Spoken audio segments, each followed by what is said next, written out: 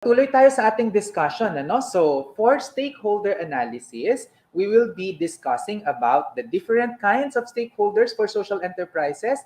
I-describe din natin ang primary stakeholders, and I will show you a framework, no, using a stakeholder analysis table para makita natin ang dynamics and relationships ng bawat stakeholder sa social enterprise. Okay, so ano nga ba ang stakeholder? So ang stakeholder is a person or organization with an interest or concern in something, especially a business. Okay? So, siya ay may interest doon sa isang bagay, especially in a business. So, in our case, it's a social enterprise. Ano? It may also be inanimate objects such as the earth or our environment, or animate beings such as animals. No? Kasi dati ang tinitignan lang natin ng stakeholder ay mga tao. Ngayon, pwede na pong stakeholder ang environment, ang bundok, ang kalikasan, ang mga hayop, pwede na po yan na maging stakeholder. No? At tingin ko yung mga hayop na maging pwede nating stakeholders, lalong-lalo na yung mga endangered species, di ba? Kailangan po talaga nila ng ating tulong. Okay, so bago tayo magpatuloy dahil po ako ang inyong financial guro, mayroon muna tayong pop quiz. Okay, at ang pop quiz po natin, ano ang tawag sa stakeholder na bumibili ng produkto? Okay? Ano ang tawag sa stakeholder na bumibili ng produkto? Okay, alam nyo ba yung kasagutan dyan? Kung alam nyo ang kasagutan dyan, pakilagay nyo na po ang inyong sagot para makita natin kung tama, no? So, yaan. So, stakeholders in organizations. Ito yung mga iba't ibang klase ng stakeholders in organizations. Meron tayong primary stakeholder, which is the focus sector of social enterprises, customers and consumers, employees and board of directors, investors, suppliers, community members, government or the public sector, donors, at saka yung environment and animals o yung sinasabi natin na animate beings and inanimate objects kanina. No? So ito yung mga po pwede nating stakeholders in social enterprises. So tapos meron tayong tinatawag na primary stakeholder. Yan, no? Nakikita nyo yan. A primary stakeholder is a sector, community, or group usually involving the marginalized sectors of society who may or may not own or control the enterprise. No? So, ang keyword dito ay sila ay marginalized sector. No? Ano bang ibig sabihin ng marginalized? Sila ay mga pwedeng mahihirap o kaya may mga challenges, no, sa kakayahan, nila, economic, social, or psychological. No? So, at sila ay usually grupo within a community or a sector. So, yan po ang primary stakeholder. Okay? Ito, pag social enterprise ka, ang primary focus mo ay yung primary stakeholder. Ang main focus mo ay yung primary stakeholder. Kasi kapag social enterprise ka, hindi mo lang gusto na kumikita doon sa business, no? You don't just want to earn income, but you also want to help the marginalized sectors, the poor, the disadvantaged sectors, the socially excluded, no? So yung mga sectors na yon.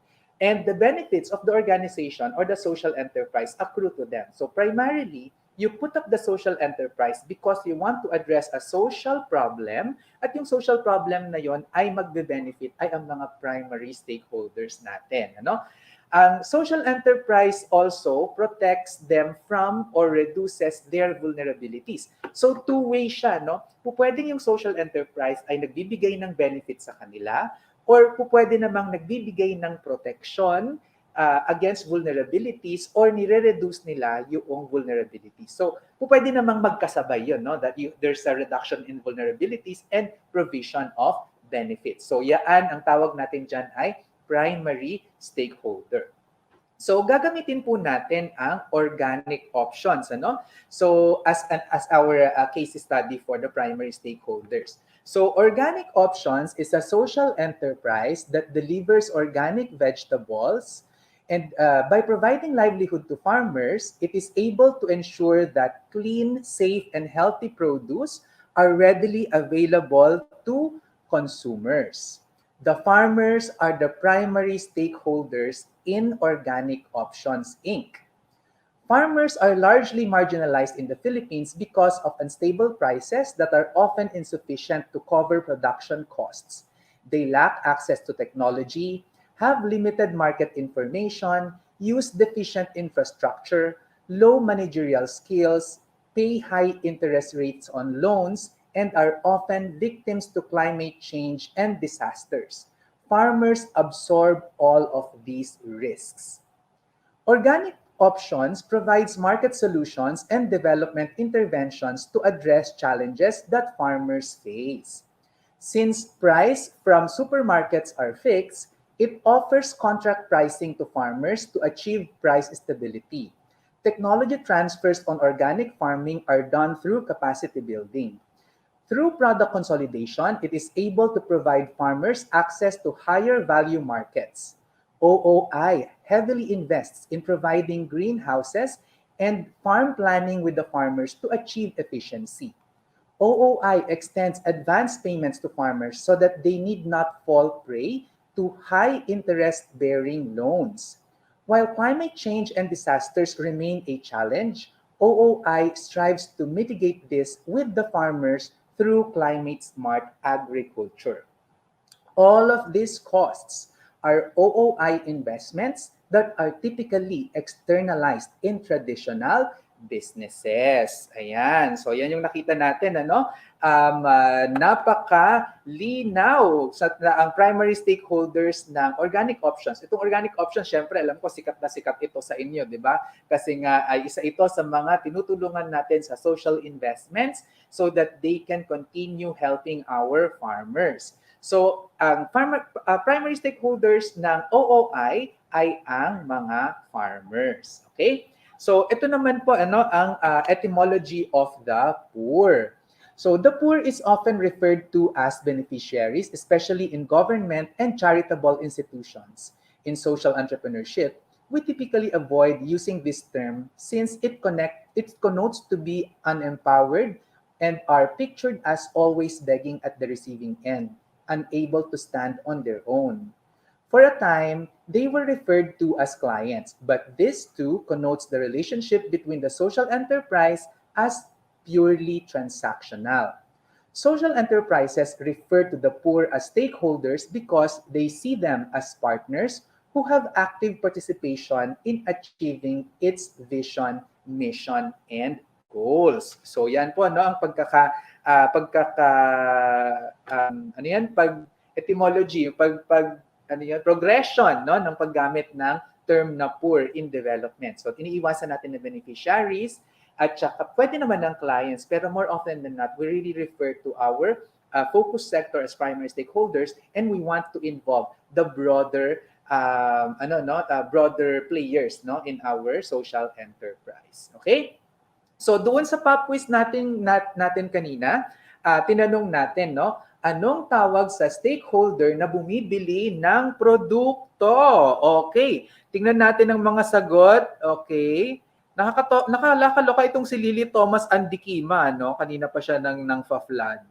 Ayan, okay. Sabi ni Nelly ay shareholder, sabi naman ni Arnel ay social investor, sabi ni Joe ay shareholder din.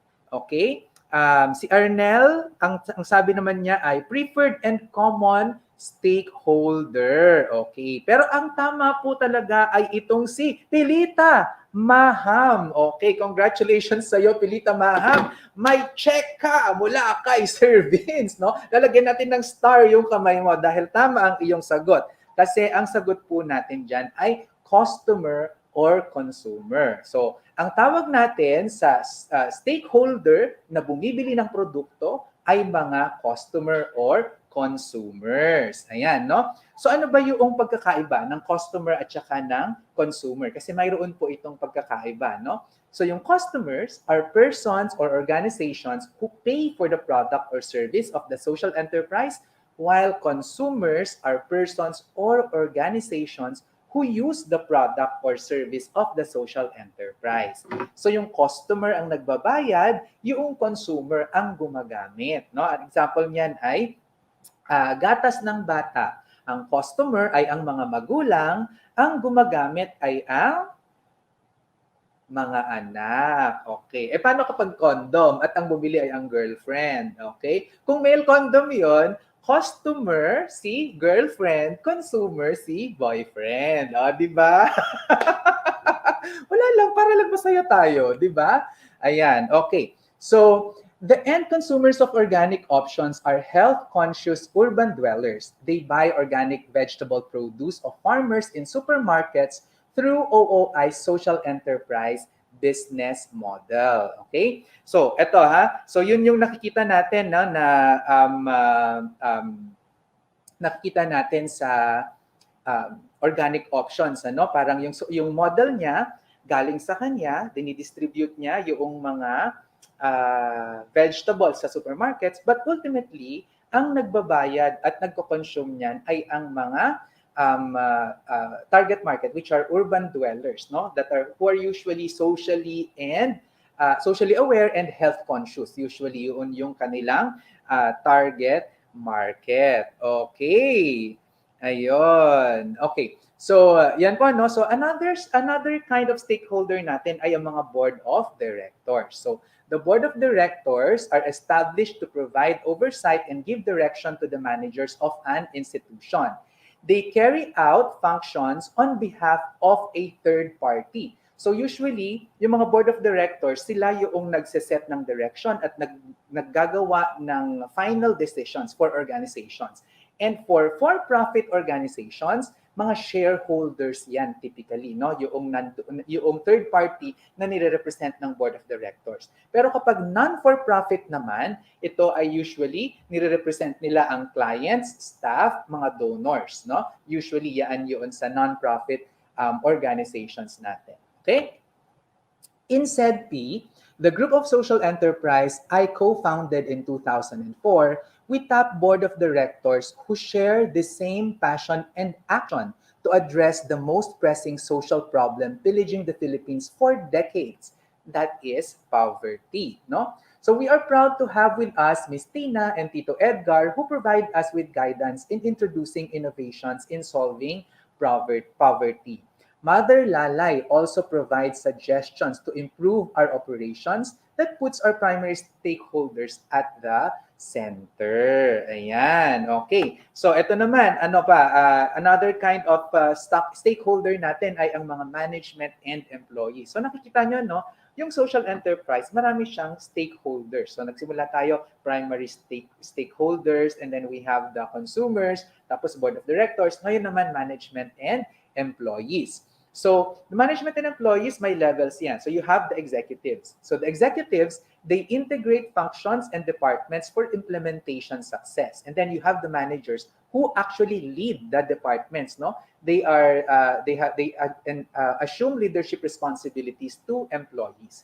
Tapos, yung employees natin, yan yung frontliners and producers natin, ano? So mag-flex lang ako ng saglit, ano, para sa inyo kasi kami po ay executive syempre ng aming social enterprise. And because of the work that we do in social entrepreneurship ay nakatanggap na po kami ng maraming mga recognitions, ano? At ito po yung mga yun. So in 2012 we were part of the finalists of the Entrepreneur of the Year Awards ng Ernst & Young. And then noong 2015, we were given a special recognition by PricewaterhouseCoopers. The National Confederation of Cooperatives also provided us with the Daffodil Award in 2017. Tapos noong 2019 naman po ay Service Award sa Ateneo, syempre dahil sa pagtuturo natin. At mayroon din po tayong Balikat ng Bayan Award mula sa Social Security System. Tapos noong 2020 po ay we got a special citation from Pag-IBIG Fund. And ngayong 2021, kararating lang po ang ating Silver Creator Award galing ng YouTube. Ayan, makikita nyo po dito ngayon, no? Yan po. Yan po yung ating YouTube Award. Okay? So ito naman po yung employees natin, no? So this is our microfinance team in Mindanao who tirelessly work every day to provide social protection and alternative finance services to low-income households. We use number of households lifted out of poverty as our metric for success. This is in stark contrast with large revenues and assets that for-profit tycoons use as a measure of success because this is what our capitalist society glorifies. Ba ang sakla? Uh, Social enterprises will also put to shame the end of contract employment scheme of large conglomerates. Employees generate the revenues of businesses. It is but fitting that they get a fair share of this in the form of just compensation. Unlike traditional businesses, social enterprises put employee welfare above stockholder profits. So ayan po ha, nauuna ang employee welfare sa mga social enterprises above profits na i-distribute sa mga stockholders. So yun po ang pagkakaiba ng social enterprise at traditional business. Okay? Another stakeholder in a social enterprise are the investors. So the investors, they provide capital, experience, skills, and network to grow the business, and they earn a dividend or returns in exchange for that. Ano? Pero so yun yung sa investors natin. But I want you to be very, very careful when you're a social enterprise and you get investors who have parang who base their decisions a lot of times on capital or money. 'Di ba? Kasi, money is just one of the measures eh. Isa lang 'yan sa mga pagdetermine ng value. Pero mas marami pa pong iba on how we can determine value. Eh, kunwari, marami kang ang pera, pero ang buhay mo naman ay isinuko mo na sa demonyo, 'di ba? Dahil sa mga ginagawa mo, hindi po 'yon maganda. Okay? Another stakeholder that we have are our suppliers. So the suppliers, they provide inputs to enable the social enterprise to produce products and services. And they also provide, could also be a provider of products to retailers and wholesalers. So dun sa example natin kanina sa organic options, yung farmers are primary stakeholders, but they are also at the same time suppliers to organic options. Kasi sila mismo yung nagpo-produce ng vegetables na binibenta ng organic options sa mga supermarkets here at the National Capital Region. Okay? Another stakeholder that we have would be the community, no? So yung community, this is the locality where a social enterprise is located and focus is given to marginalized sectors as members of the community. In traditional businesses, sa totoo lang kapag ang mayroon silang community and they're doing business there at tapos ina-appease nila yung mga nandun para hindi magreklamo dahil giniba na nila yung bundok, inubos na nila yung mga puno or whatever, no? They make programs for them at ang tawag po nila doon ay corporate social responsibility. So marami pong mga corporations na ganyan. Pero actually ang essence talaga ng CSR is you make your community work integrated in your business so that it becomes a source of value. No? So sa atin talagang we take into consideration yung community level. Kasi and what does that mean? We don't only take a look at the positive effect of our social enterprise, but we also take a look at possible negative effects of our social enterprise, and we create programs to mitigate those. No? Let's say, for example, we have a program, for example, on microfinance. Tapos tayo ay nagbibigay ng maayos na social welfare protection, no, para sa mga members natin. Tapos nagkakaroon ngayon ng issue doon sa community dahil may mga non-members who aren't able to get into the program. So ang ginawa namin ay, okay, kung ito lang yung portion na gusto niyo sa programa, you will be allowed to get that. Okay lang na you don't get the whole package of the program. Kasi may mga ganun eh. To maintain the relationship in the community at saka maayos yung pagpapatakbo natin ng ating social enterprise. Okay? So, another very important stakeholder that oftentimes we take for granted, no, is the government. Kasi typically, ang tingin natin sa gobyerno ay kontrabida, walang ginawa kundi number one, humingi ng tax, no? Mga compliance, tsaka mga reports na mga kung ano-ano, di ba? Pero sa totoo lang, the government could actually be our ally, especially for a social enterprise. Because as a social enterprise, ano na tayo parang meron na talaga tayong handicap agad-agad. Which means yung ano no, yung ano natin ay yung handicap meaning parang we're not just concerned about profitability, but we also take a look at the welfare of our customers, our primary stakeholders, our employees, no? Parang kunwari hindi ako magbebenta ng produkto kahit na sobrang mura yan, na ma-afford ng mga mahihirap, pero pagka kinain naman nila or something, kung pagkain yan ay hindi naman healthy or magkakasakit pa sila, no?